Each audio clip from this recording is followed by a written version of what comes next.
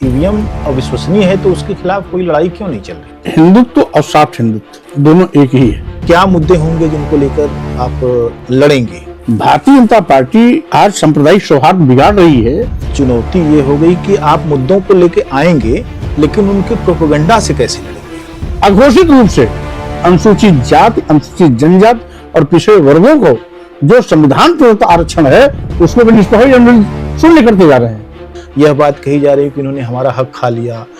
लोगों को ढोंग ढकोसले, पाखंड, आडंबर से दूर करने की लगातार कोशिश कर रहे हैं कि हाउस में ही रहेंगे, सड़क पर नहीं जाएंगे। ये जो डिविएशन हुआ है, ये बड़ा धम तेली तुम्हारा सुपच की रात कोल कलवारा। नमस्कार, आप देख रहे हैं गांव के लोग। मैं हूं रामजी यादव। उत्तर भारत की राजनीति में स्वामी प्रसाद मौर्य एक ऐसा नाम है जिनके वक्तव्यों के सामने आते ही बहुजन राजनीति में एक उबाल आना शुरू होता है और देश भर में फैले हुए उनके जो विचारों के फॉलोअर हैं उनको लगता है कि समाज परिवर्तन की दिशा में कुछ नया होने वाला है। और हम उनसे इन तमाम सारे मुद्दों पर बात करेंगे जो फिलहाल घट रही हैं। ख़ास तौर से पहला सवाल मेरा यह है कि ये जो एकात्मक तानाशाही चल रही है, एक व्यक्ति की तानाशाही या एक संगठन की तानाशाही, और उसमें पूरी तरह से बहुजन हितों पर कुठाराघात हो रहा है, उसको दूसरे संदर्भों में ऐसे देखा जाना चाहिए कि एक लाभार्थी वर्ग तैयार किया गया है। उसके बरक्स किसान, मजदूर, स्त्रियां और जो बहुजन समाज की तमाम सारी जातियां हैं जो कि हाशिए पर हैं, उनमें से भी बहुत सारे ऐसे लोग हैं जो रीढ़ वाले लोग हैं, जो उन तमाम सारे लाभार्थी होने के लालच के बजाय चाहते हैं अपनी भागीदारी। इस राजनीति को कैसे आप देखते हैं कि उसका क्या भविष्य है, जहां एक लाभार्थी वर्ग है बहुत मजबूत और एक तरफ वे लोग जो भागीदारी चाहते हैं? चूंकि हमारा देश लोकतांत्रिक देश है और एक सशक्त लोकतंत्र हमारे देश का जो दुनिया में अपनी एक अलग पहचान रखता है और भारत के लोकतंत्र का लोहा दुनिया के सभी देश के लोग मानते भी हैं। इसलिए हम लोकतंत्र में विश्वास करते हैं और अपेक्षा भी करते हैं कि लोकतांत्रिक तरीके से ही हमें हर क्षेत्र में आगे बढ़ना है। रही बात एकाधिकार और एकात्मवाद का, तानाशाही हमारे देश में क्षणिक तो हो सकती है लेकिन लंबे अरसे तक टिकाऊ नहीं हो सकती। ये बात दीगर है कि देश में बड़े पैमाने पर बेरोजगारी है, गरीबी भी है, महंगाई से भी लोग त्रस्त हैं, सरकारी नौकरियां लगभग शून्य सी हो गई हैं और कुल मिलाकर के अराजकता का दौर है। यद्यपि लोकतांत्रिक संस्थाओं को कमजोर किया जा रहा है, लोकतंत्र की आवाज उठाने वाले लोगों को तरह तरह से घेर कर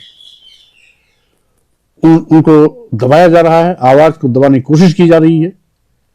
यहां तक कि सरकारी मशीनरी जैसे ईडी, इनकम टैक्स, सीबीआई जैसे का भी दुरुपयोग कर न केवल लोकतंत्र की हत्या करने की कुचेष्टा की जा रही है, अपितु विपक्ष की आवाज को दबाने के लिए अलोकतांत्रिक तरीके से सरकार हर हथकंडे अपनाकर कहीं न कहीं लोकतंत्र को निष्प्रभावी बनाने में लगातार काम कर रही है। लेकिन मेरी मान्यता है कि आज नहीं तो कल लोकतंत्र की हत्या करने वालों की विदाई होनी ही होनी है, क्योंकि अभी हमारे देश की जनता ने अब तक के इतिहास में कभी भी हिटलरशाही, तानाशाही सरकारों को न कभी तवज्जो दिया है न आगे देगी। हाँ, ये जरूर है कि आज देश में बकौल सरकार 80 करोड़ लोगों को 5 किलो 10 किलो चावल दिया जा रहा है। ये 5 किलो 10 किलो चावल लेने वाले 80 करोड़ लोग को 80 करोड़ लोगों को सरकार ने मोहताज बनाया। उनके पास रोजी रोटी का कोई साधन नहीं, कोई नौकरी नहीं, सरकारी नौकरियां तो गायब ही हो चुकी हैं, कारोबार और बिजनेस भी उनके पास नहीं। तो मरता क्या ना करता, इस तर्ज पर वो उनके 5 किलो 10 किलो चावल पर अपनी जिंदगी यापन करने के लिए मजबूर जरूर हैं। लेकिन जो भी जैसे भी लोग पढ़े लिखे या सम्मान स्वाभिमान के प्रति सचेत सावधान हैं, वो भी इनके तिगड़म को समझ करके धीरे धीरे इनसे दूरी बनाना शुरू कर दिए हैं और दूरी बनाना शुरू किए हैं। यही सरकार के विदाई का मुख्य कारण बनेगा। अच्छा, एक चीज खास तौर से हम देखते हैं, जब भी चुनाव आता है, चाहे विधानसभा के चुनाव हो चाहे आम चुनाव हो, अपील का जहां तक सवाल है, उनके यहाँ उनकी अपील पर भीड़ नहीं जुटती है। विपक्ष की अपील पर न केवल भीड़ जुटती है, बल्कि एक ऐसा उबाल आता है, लगता है सत्ता बदल जाएगी, लेकिन ऐसा होता नहीं है। जब ईवीएम खुलता है तो बिल्कुल दृश्य दूसरा ही होता है। ऐसा क्या, इसके पीछे क्या आपको लगता है? देखिए, मेरी मान्यता है, अभी अभी 2022 के असेंबली चुनाव उत्तर प्रदेश में 403 विधानसभाओं में से लगभग 310 पर Samajwadi party ballot paper voting में आगे थी। मात्र 90 या 94 सीटों पर बीजेपी बैलेट पेपर वोटिंग में नंबर 1 रही। यानी हम 300 प्लस और बीजेपी 100 भी नहीं पहुंच पाई बैलेट पेपर वोटिंग में। जबकि दूसरी ओर ईवीएम में बीजेपी नंबर 1 हो गई। अभी अभी हाल में जो कुछ प्रदेशों के चुनाव हुए हैं, राजस्थान, मध्य प्रदेश, छत्तीसगढ़, सभी के बैलेट पेपर वोटिंग में कांग्रेस नंबर 1 है। उसके बावजूद वोटिंग मशीन की काउंटिंग में बीजेपी नंबर 1 ही नहीं बल्कि प्रचंड बहुमत के साथ सरकार बना ली। तो इसका मतलब है there is something black in the bottom. तो ईवीएम पर शंका उठती है। अभी कल अखिलेश यादव का भी बयान आया था कि ईवीएम जो है अविश्वास पैदा कर रही है, लेकिन चुनाव खत्म होने के कुछ समय तक इस तरह की चर्चा रहती है और फिर उसके बाद इस पर चर्चा बंद हो जाती है, विपक्ष एकजुट नहीं होता। जब ईवीएम अविश्वसनीय है तो उसके खिलाफ कोई लड़ाई क्यों नहीं चल रही? देखिए, स्वाभाविक रूप से लोकतंत्र को बचाना है तो ईवीएम के खिलाफ आवाज उठाना भी है और ये आवाज तब तक उठाते रहना पड़ेगा जब तक ईवीएम रोक नहीं दी जाती, फिर से बैलेट पेपर वोटिंग के सिस्टम पर नहीं आते, तब तक ये आवश्यकता है, समय की मांग भी है, लोकतंत्र को बचाना भी है। तो स्वाभाविक रूप से ईवीएम को हटाने के लिए मुहिम छेड़नी पड़ेगी। आज लगभग सभी राजनीतिक पार्टियां इस पर एक मत हो रही हैं, तो हम समझते हैं देर जरूर हुआ, लेकिन सब एक मत होकर के इसके खिलाफ आवाज उठाएंगे। जब आप समाजवादी पार्टी में आए, उससे पहले समाजवादी पार्टी को आमतौर पर माना जाता था कि वो भी सॉफ्ट हिंदुत्व का रास्ता अख्तियार करती है। बीच में कहीं विष्णु का मंदिर, कहीं परशुराम का मंदिर बनवाने की जो बातें होती हैं, वो अब वैचारिक एक लड़ाई में बदल गई है। आपके आने से बहुत सारी चीज़ें हुई और एक बार तो ऐसा लगा कि अब आपके कुछ बयानों की वजह से समाजवादी पार्टी धर्म संकट में पड़ रही है, अपनी पुरानी परंपरा को टूटते हुए देख रही है और आपको सजा के तौर पर अपने यहाँ से बाहर का रास्ता दिखाएगी। लेकिन उन्होंने आपको राष्ट्रीय महासचिव का दर्जा दिया और आपको खुलकर बोलने का भी, और कहा कि मंडल कि राजनीति को आप ही आगे ले जाएंगे, तो क्या परिवर्तन आ रहा है उसमें सांगठनिक स्तर पर और वैचारिक स्तर पर? देखिए, दो चीजें, हिंदुत्व और सॉफ्ट हिंदुत्व दोनों एक ही है। हम अगर सॉफ्ट हिंदुत्व की बात करते हैं तो इसका मतलब हम भाजपा के एजेंडे पर मुहर लगा रहे हैं। हमको भाजपा के पिच पर हम अगर खेलेंगे तो स्वाभाविक रूप से भाजपा बाजी मारेगी। हमको अपने पिच पर खेलना पड़ेगा, अपनी रणनीति बनानी पड़ेगी, अपने मुद्दे तय करने होंगे। और आज मुद्दे नहीं, अनेक मुद्दे हैं और एक से बढ़कर के एक ज्वलंत मुद्दे हैं, मुद्दों का अभाव नहीं। इसलिए हम सॉफ्ट हिंदू के चक्कर में क्यों पड़े? सॉफ्ट हिंदू हमारा कोई राजनीतिक मुद्दा नहीं। भारतीय जनता पार्टी आज सांप्रदायिक सौहार्द बिगाड़ रही है, वो उसको मुबारक हो, लेकिन हम भारतीय संविधान में आस्था रखते हैं, हम लोकतंत्र में आस्था रखते हैं, हम हिंदू मुस्लिम सिख ईसाई सब हैं, आपस में भाई भाई की बात करते हैं। इसलिए धर्म की दुहाई देकर, धर्म के नाम पर हम एक वर्ग विशेष, जाति विशेष, धर्म विशेष की भावनाओं को के साथ खिलवाड़ नहीं कर सकते हैं। सत्ता में आने के लिए हम ऐसी नीची हरकत नहीं कर सकते हैं जिससे संविधान कलंकित हो रहा हो, लोकतंत्र बदनाम होता हो और साथ ही साथ सांप्रदायिक सौहार्द बिगड़ रहा हो। तो स्वाभाविक रूप से ये गंदा खेल खेलने में जो माहिर हैं वो खेलें, उनको मुबारक, लेकिन हम इसके पदर नहीं। आज पूरे देश में बड़े पैमाने पर बेरोजगारी है, करोड़ों नौजवान बेरोजगारी की त्रासदी झेल रहे हैं। महंगाई से आम जनता की कमर टूट गई है।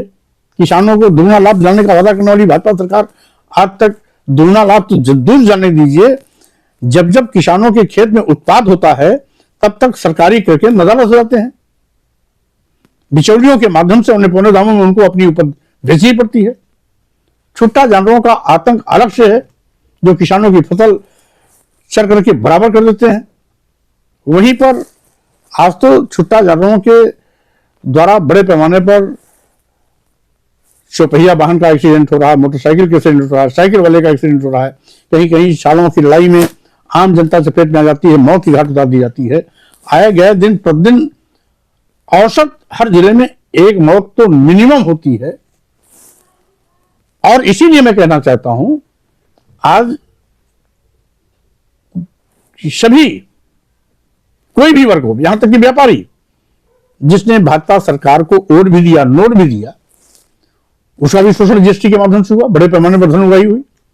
अब तो हद हो गई कि जीएसटी से संबंधित सारे मामले ईडी को सौंप करके किसी व्यापारी की कमर किसी भी समय तोड़ने की पूरी व्यवस्था कर चुके हैं।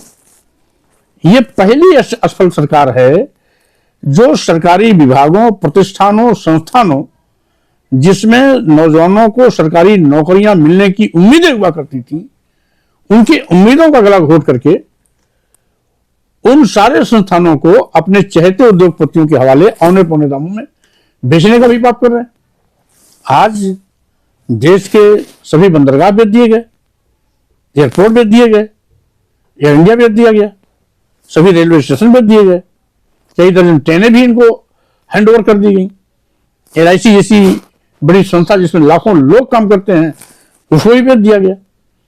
तो स्वाभाविक रूप से भाजपा सरकार आज ईस्ट इंडिया कंपनी बन गई है। वो येन केन प्रकार धनादोहन के माध्यम से अपने कुछ चहेते उद्योगपतियों की तिजोरी भरने में लगी हुई है, देश को कंगाल बना रही है। और देश को कंगाल बनाने का ही नतीजा है कि आज 80 करोड़ लोग ऐसे गरीब हैं, मजलूम हैं, जिनकी जिंदगी केवल 5 किलो 10 किलो चावल की तक सीमित रह गई है।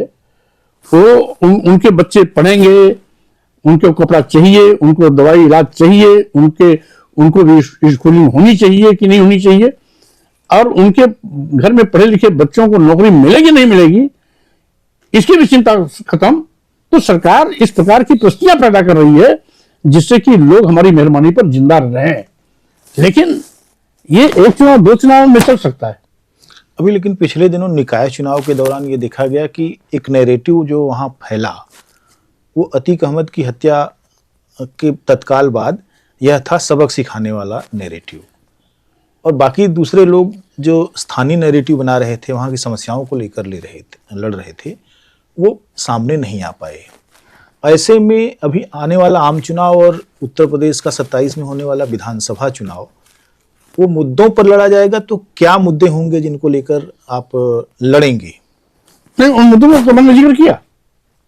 ये सबसे बड़ा मुद्दा है। आज करोड़ों नौजवान बेरोजगारी का दंश झेल रहा है, सरकारी नौकरियां गायब हैं, तो सबसे बड़ा तो बेरोजगारी का मुद्दा है, महंगाई का मुद्दा है, किसानों का लाभकारी मूल्य जानने का मुद्दा है, व्यापारियों को जीएसटी और ईडी से बचाने का मुद्दा है, जो सरकारी विभाग बेचे जा रहे हैं इनको इनके हाथ से तत्काल मुक्त कराने का मुद्दा है।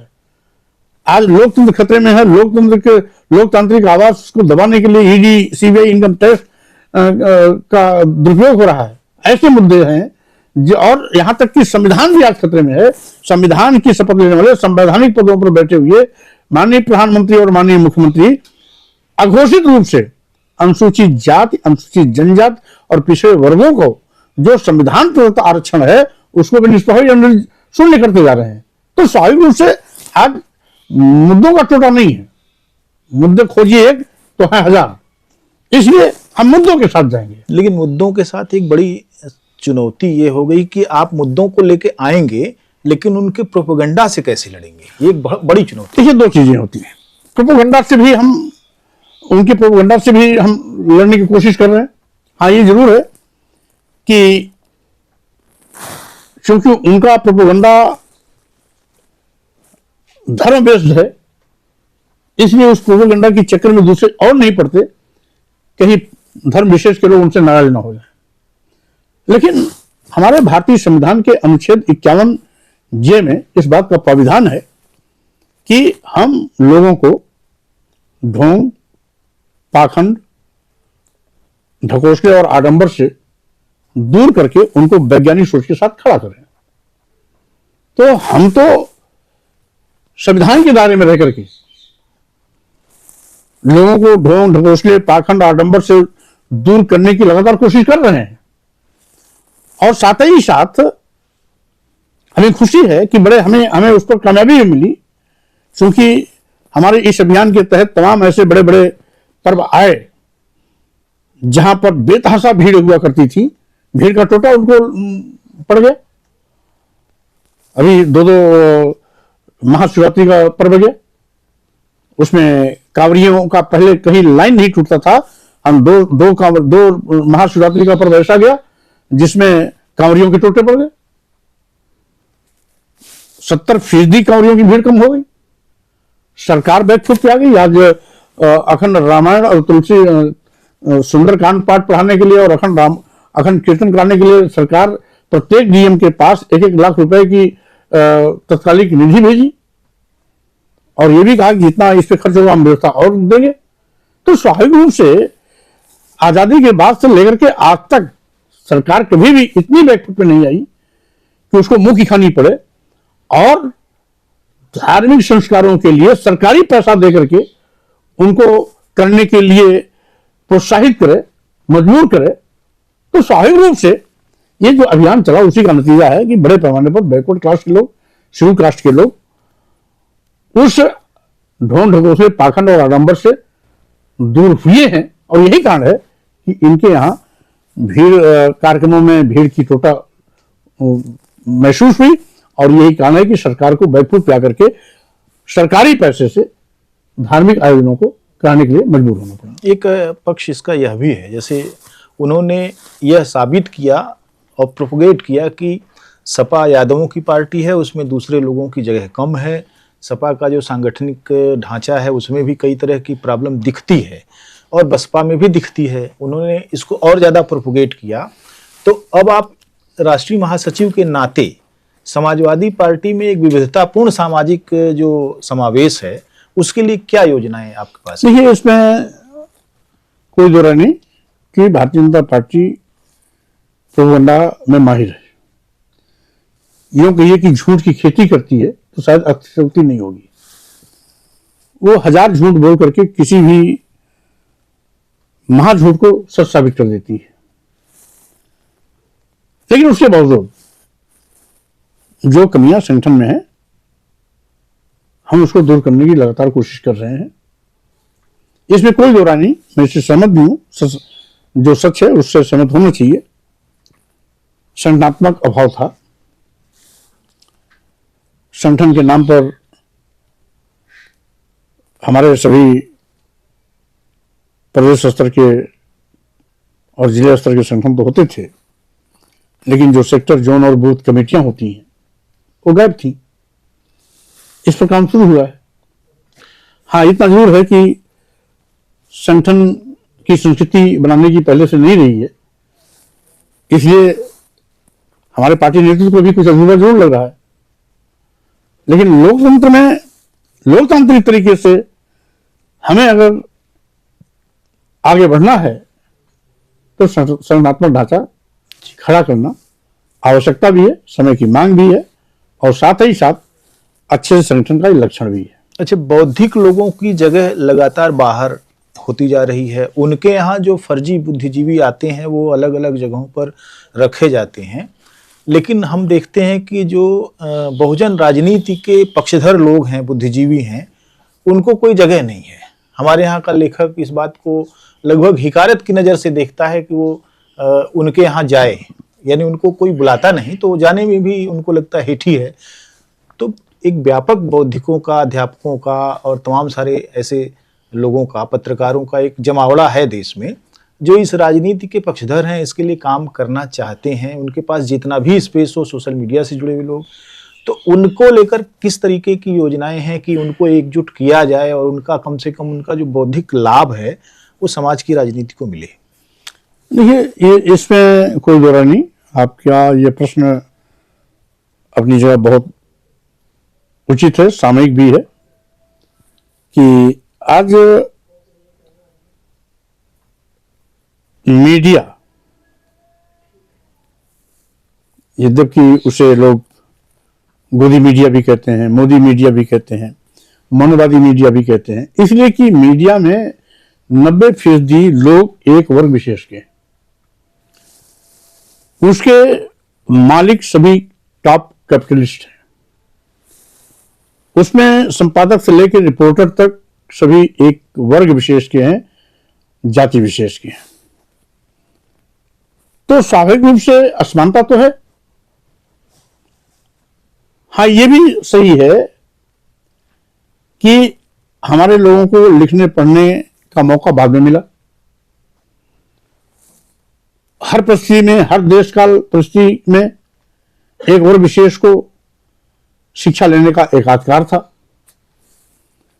लेकिन यहां पर एक वर्ग विशेष के अतिरिक्त जितने भी लोग रहे, इवन दो क्षत्रिय वैश्य भी के साथ शिक्षा में स्वतंत्र व्यवहार हुआ। यानी पढ़ने पढ़ाने का काम एक और विशेष ब्राह्मण को था। क्षत्रिय केवल शस्त्र विद्या सीख सकता था, शास्त्र नहीं सीख सकता था। वैश्य शास्त्र और शस्त्र दोनों नहीं सीख सकता था, वो अपना व्यापारिक भाषा सीखता था। इस देश की महिलाएं और शूद्र वर्ग को शिक्षा से पूरी तरह वंचित रखा गया था। 1 साल नहीं, 2 साल नहीं, हजारों साल तक। नारी शूद्रो न धीयताम, ये इनका सूक्त वाक्य था कि स्त्रियों और शूद्रों को शिक्षा नहीं दिया जाना चाहिए। ये तो बीच में अंग्रेजी हुकूमत आई, तो अंग्रेजी हुकूमत की नजरों में इंडियंस और डॉग रह जाते थे, तो उन्होंने सबको डॉग समझा। ब्राह्मण, क्षत्रिय, वैश्य, शूद्र जो भी इंडियन थे, अंग्रेजों की नजर में सब डॉग थे। और जब उनको सच बात बताई गई कि यहां पर एक बहुत बड़ा वर्ग है, बैकवर्ड क्लास, अनुसूचित जात, अनुसूचित जनजात, महिला समाज, जिसको पढ़ने लिखने का अधिकार ही नहीं है, तो उन्होंने बारी बारी सबको राइट दिया, एजुकेशन टू ऑल। उसमें स्त्रियों को भी पढ़ने लिखने का अधिकार मिला, शेड्यूल कास्ट ट्राइब्स को भी मिला, बैकवर्ड को भी मिला, और अन्य तमाम प्रकार की कुरीतियां थी, सती प्रथा थी, उस पर भी प्रतिबंध लगा। पहले नरबल दिया जाता था, उस पर भी प्रतिबंध लगा। पहले विवाह के बाद दुल्हन जो शादी में आती थी, उसको उस पुरोहित के यहाँ 3-4 रात बिताना पड़ता था, उसको भी प्रतिबंधित किया। तो तमाम ऐसी कुरीतियां थी जो अंग्रेजी हुकूमत में खत्म की गई, और उसके बाद देश आजाद हुआ, हमारा अपना भारतीय संविधान बना, बाबा साहब डॉक्टर अम्बेडकर को संविधान का मसौदा तय करने का मौका मिला। तो उन्होंने उन सारी की सारी वो कुरीतियां, अभिशाप, जो धर्म के नाम पर एक वर्ग विशेष के लोगों को धर्म धरती शिक्षा सम्मान से वंचित किया गया था, उसको मौलिक अधिकार के रूप में संवैधानिक दर्जा दे, संविधान के माध्यम से मौलिक अधिकार के रूप में परमानेंट अधिकार दे दिया कि अब कोई किसी को पढ़ने लिखने से रोक नहीं सकता। और यही कारण है कि आज हर क्षेत्र में हम उन्मुक्त रूप से सबके समान भाव से सबके साथ हम उड़ बैठ सकते हैं, सम्मान स्वाभिमान की जिंदगी जी सकते हैं, किसी भी कंपटीशन में अपीयर हो सकते हैं, आगे बढ़ सकते हैं। तो इस प्रकार के तमाम इनके हथकंडे अपनाए गए। तो स्वाभाविक रूप से जब हमारे लोग अभी पढ़ना लिखना शुरू किए हैं, तो सबसे पढ़ने लिखने के बाद सब सोचता है कि हम अपने पैरों पर खड़े हों, वो कहीं ना कहीं रोजी रोटी चक्कर में फंस जाता है। यदा कदा बहुत ऐसे कम लोग होते हैं जो साहित्य के प्रति रुचि दिखाते हैं। तमाम बिरले ऐसे निकलते हैं जो लेखक हों या पोएट हों, ऐसे बिरले लोग आते हैं। और स्वाभाविक रूप से जब अभी इस समाज में इस प्रकार के लोग थे ही नहीं, अभाव भी था, और अब कोई हमारा बुद्धिजीवी इस क्षेत्र में आ रहा है, तो उसको हल्के में लेते हैं।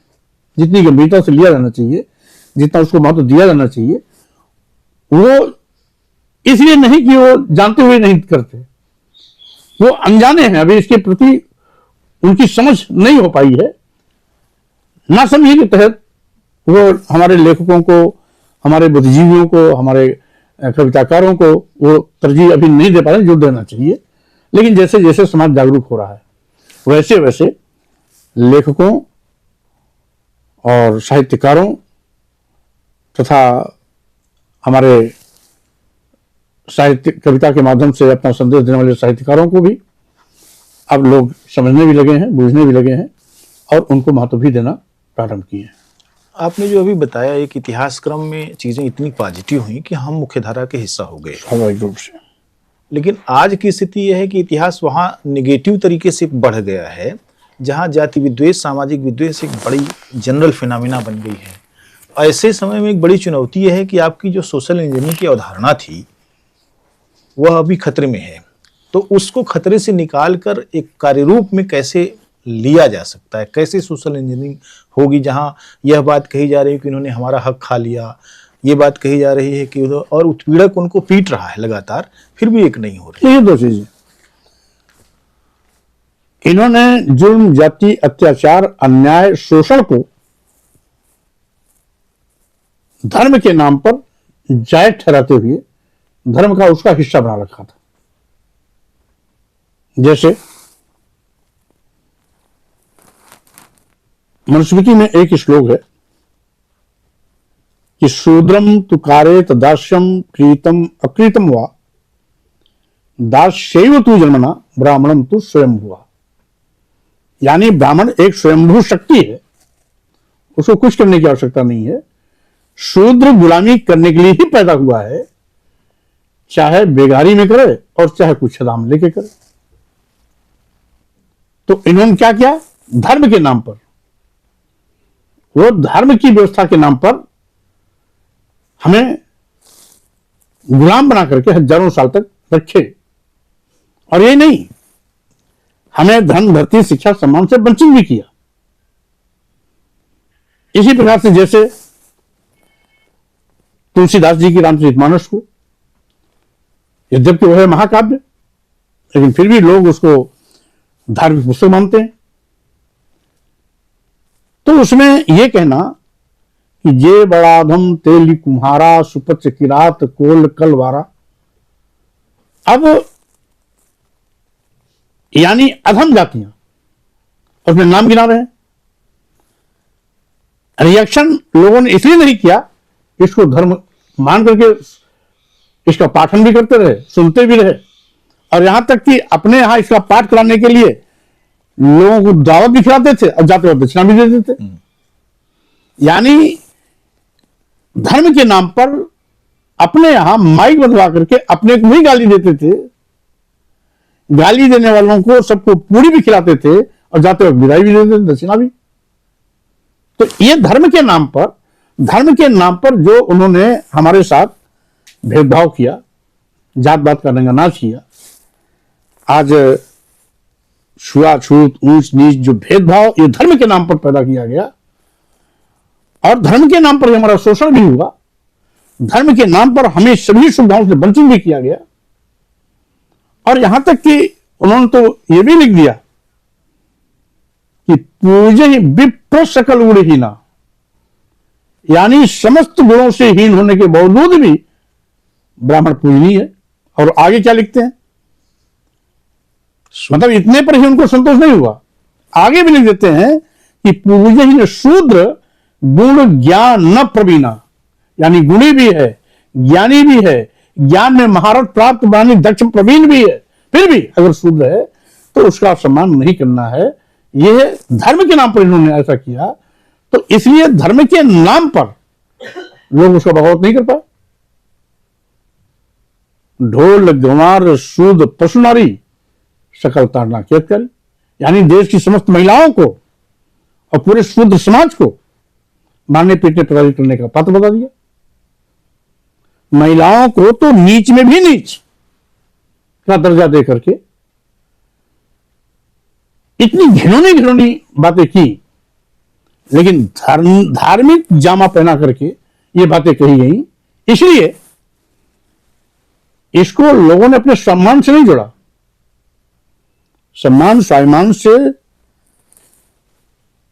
तब जोड़ा गया जब इस पर अभी विस्तार से चर्चा हुई, और गांव के चट्टी चौराहे चाय की दुकान सचिवालय विश्वविद्यालय तक इस पर 2 महीने लगातार बहस चला। सारे print media, electronic media, social media पर बड़े पैमाने पर यह बात चली। धर्म के नाम पर यह भी कह दिया कि ढोल गंवार सूद पुष्णारी शकल ताड़ना केतकारी, यानी देश की समस्त महिलाओं को, यहां तक कि फॉरवर्ड की भी महिलाएं उसमें शामिल है, और समस्त शूद्र समाज को मारने पीटने प्रताड़ित करने का पत्र बताया। तो एक छोटी सी चीज है जो मेरी मानता है, कोई भी नशा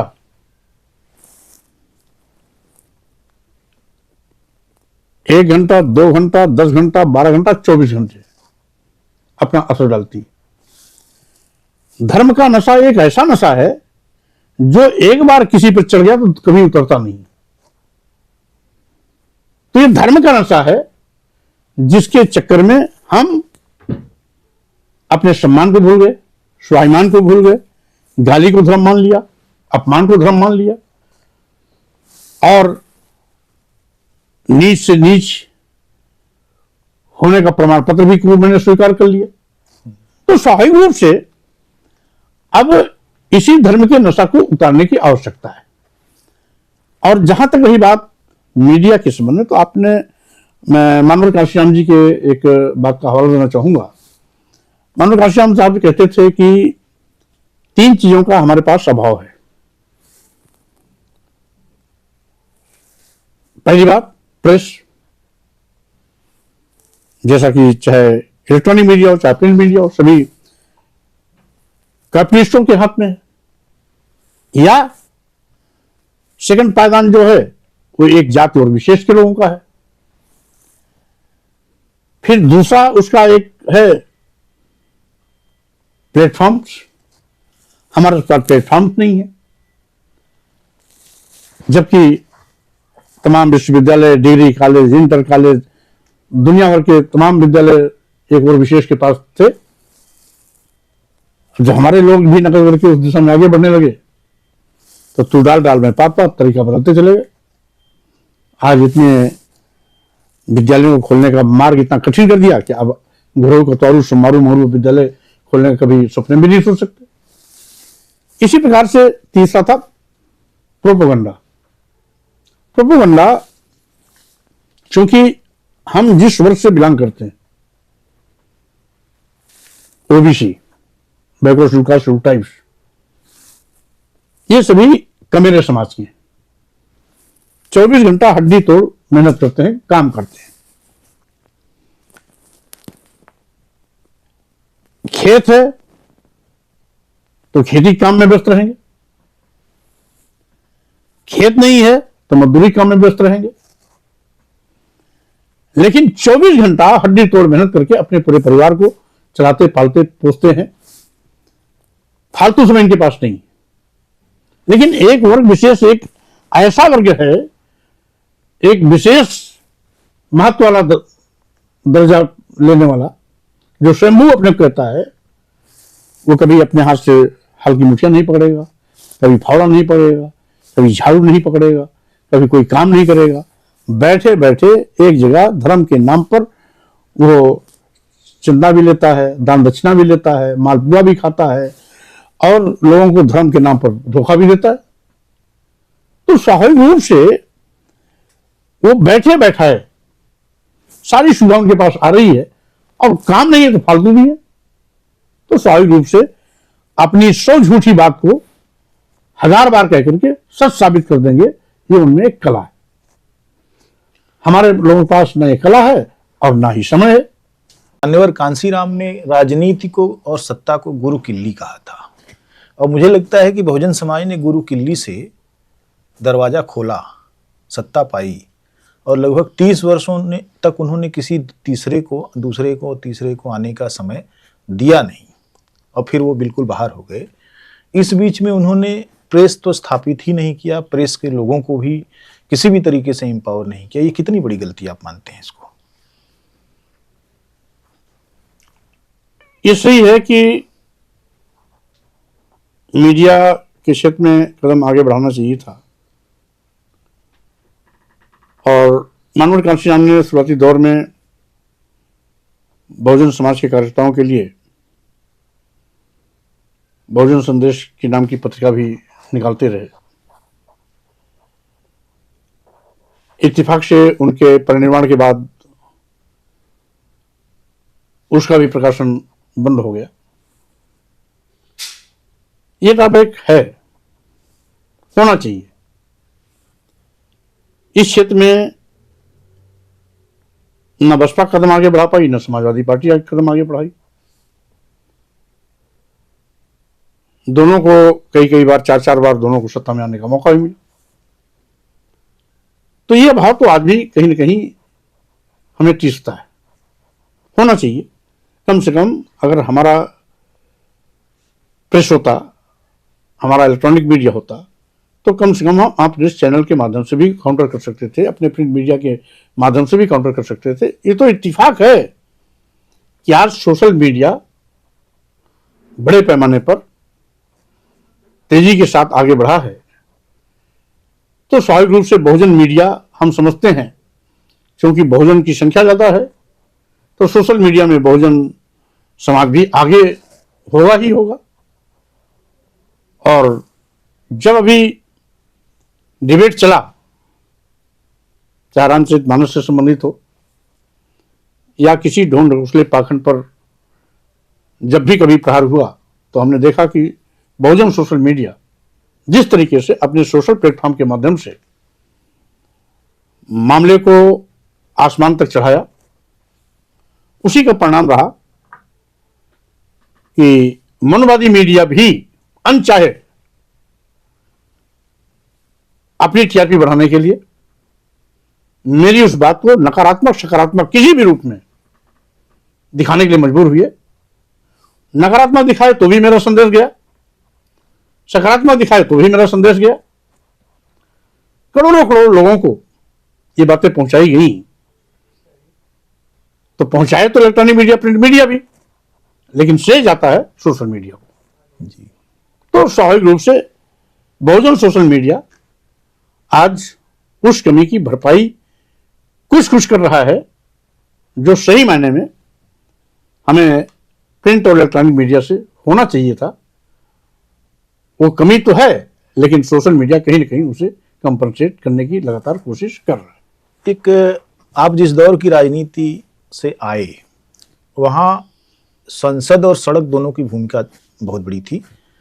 सड़क पर भी थे, संसद में भी गए, लेकिन अब यह है कि हाउस में ही रहेंगे, सड़क पर नहीं जाएंगे। ये जो डेविएशन हुआ है, इसका क्या परिणाम हो रहा है राजनीति में? दो चीजें हैं। पहली बात तो आज कुछ पार्टी और विशेष के लोग लोकतंत्र को ही खत्म करने पर आमादा हैं। तो जो लोकतंत्र को खत्म करने पर आमादा हैं, वो लोकतांत्रिक सिस्टम को भी रोकने और कुचलने की कोशिश कर रहे हैं। आज धरना, प्रदर्शन, आंदोलन पर रोक, प्रदर्शन पर रोक, यहां तक कि रैली और सभा पर भी रोक। आज मजाल है विपक्षी पार्टी के लोग अपनी पार्टी का कोई बड़ा कार्यक्रम करना चाहे, सरकार आसानी से उनको परमिशन दे दे, जबकि हम मैदान के लिए, ग्राउंड के लिए या किसी बड़े हाल के लिए जो भी मानक पैसा जमा करने का वो भी करते हैं, फिर भी सरकार हमेशा नानुकुर करती रहती है। तो इस पर तो मात्र यही कारण है कि आज बड़े पैमाने पर सत्ता में बैठे हुए लोग लोकतंत्र को कुचलना चाहते हैं, इसलिए ऐसा कुछ हो रहा है। एक आखिरी सवाल मैं चाहूँगा करना आपसे कि ये जो अभी 2024 सत्ता का एक फाइनल जो है, राजनीति का फाइनल, तो उस दौर में आपके ऊपर उत्तर प्रदेश का एक बड़ा दारोमदार होगा चीज़ों को करने और उसको आगे ले जाने का। तो लेकिन व्यक्तित्व का संकट है और दूसरी चीज़ एजेंडे का भी संकट है। इन दो बड़ी समस्याओं का जो सामना है वो कैसे आप करेंगे? देखिए, दो चीजें।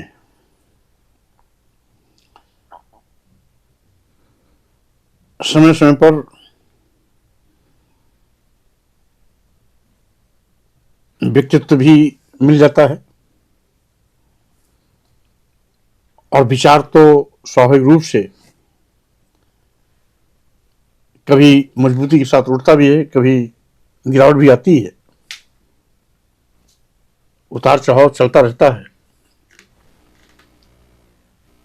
लेकिन परिस्थितियां ऐसी आती हैं कि हम उन परिस्थितियों में व्यक्तित्व और विचार दोनों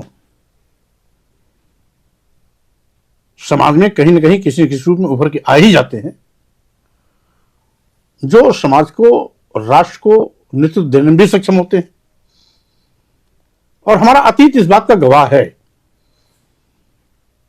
चाहे सामाजिक परिवर्तन के महानायक ज्योतिबा फुले जी रहे हों, शिक्षा की देवी कही जाने वाली सावित्रीबाई फुले जी रही हों, आरक्षण के जनक छत्रपति साहू जी महाराज रहे हों, भारतीय संविधान निर्माता बाबा साहब डॉक्टर अम्बेडकर रहे हों, पेरियार रामास्वामी नायकर, नारायण गुरु, संत गाडगे रहे हों, या उत्तर भारत में महामना राम स्वरूप वर्मा जी, पेरियार ललित सिंह यादव जी, बिहार के लेनिन कहे जाने वाले जगदेव कुशवाहा जी, या फिर बहुजन नायक के रूप में इस देश के ओबीसी को एक मंच पर लाने वाले बहुजन समाज के भामसेव DS4 और बहुजन समाज के संस्थापक मनोहर काशीराम जी। तो ऐसे ऐसे तमाम समय समय पर महापुरुष पैदा हुए और उसी कड़ी में कमोवेश माननीय नेताजी मुलायम सिंह यादव जी का भी नाम आता है, जिसमें बाबरी मस्जिद का ढांचा गिराया गया था। माननीय मुलायम सिंह ने उसी रक्षा के लिए जब गोली चलाई थी तो उन्होंने कहा हमने संविधान बचाने के लिए काम किया है। तो संविधान, उन्होंने कहा, मानव कांस्याम ने भी कहा कि बाबरी मस्जिद नहीं टूटा है, संविधान टूटा है। ये हमला बाबरी मस्जिद पर नहीं है, ये हमला संविधान पर है। तो स्वाभाविक रूप से ऐसे व्यक्तित्व समय समय पर हमें समाज में आ जाते हैं, मिल जाते हैं, और जब व्यक्तित्व आता है तो विचार अपने आप साथ उसके रहता ही रहता है। हाँ, ये जरूर है कि कभी कभी कुछ लोग सम्मान स्वाभिमान की अंतिम लड़ाई लड़ने के लिए चल पड़ते हैं, और कुछ लोग आगे पीछे दाएं बाएं चारों ओर देखते हुए संभल के काम करने की कोशिश करते हैं। लेकिन जो संभल के काम करने की कोशिश करते हैं, जनता उसको स्वीकारती नहीं है। और जैसा कि आपने शुरू किया था कि सॉफ्ट हिंदू भी कमोवेश इसी ओर इंगित करता है कि लगता है जैसे हमारा कंसेप्ट क्लियर नहीं है, इसीलिए हम सॉफ्ट हिंदू की बात करते हैं।